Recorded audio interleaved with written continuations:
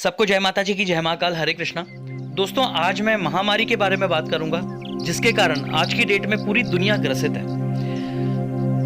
काफी लोग हैं जो फोन करके मुझसे कहते हैं कि भैया महामारी खत्म होने का क्या कोई तरीका है उपनिषदों में, या क्या है क्या नहीं है, ये हमें बताएं।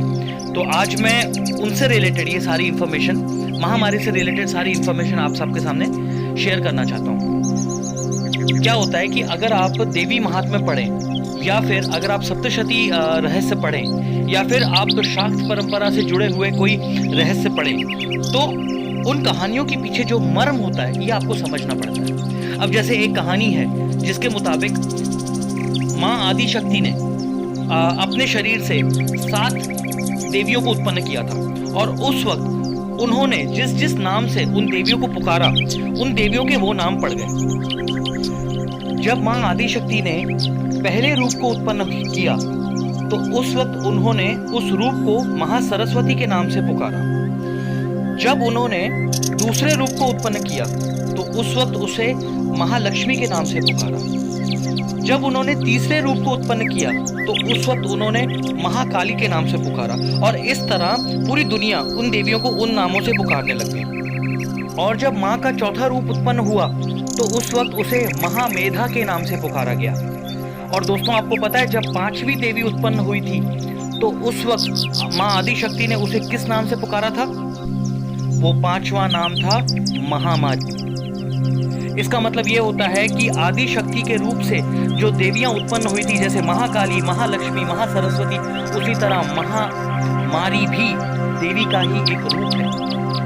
ये देवी का रूप थोड़ा विभत्स रूप है, क्योंकि ये जब भी आता है इंसानों की बलि लेता है, लेकिन फिर भी ये एक देवी का रूप है। शाक्त परंपरा के अनुसार और देवी महात्मा के अनुसार देवियों को प्रकृति स्वरूपा माना गया है, और जो महामारी है ये भी प्रकृति का एक हिस्सा है।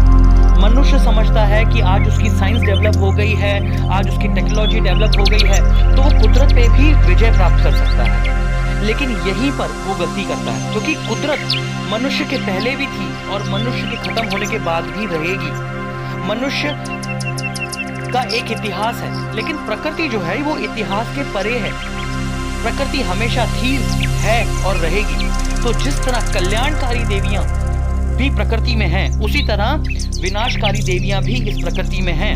और ये विनाशकारी देवियां तब आती हैं जब मनुष्य की प्रवृत्ति बदल जाती है। जब धरती पे पाप बढ़ने लग जाते हैं तो देवी महामारी के रूप में इस दुनिया में आती है। और फिर वो देखा जाए तो कोई भी माँ अपने बच्चे को मारने की कोशिश नहीं करती, वो सिर्फ डिसिप्लिन देना चाहती है। वो सिर्फ ये सिखाना चाहती है कि सम्मान करो प्रकृति का मिसयूज मत करो। प्रकृति उस माँ की तरह है जो अपने बच्चे को हमेशा दूध पिलाने के लिए ललाहित रहती है, लेकिन उस प्रकृति का मिसयूज मत करो।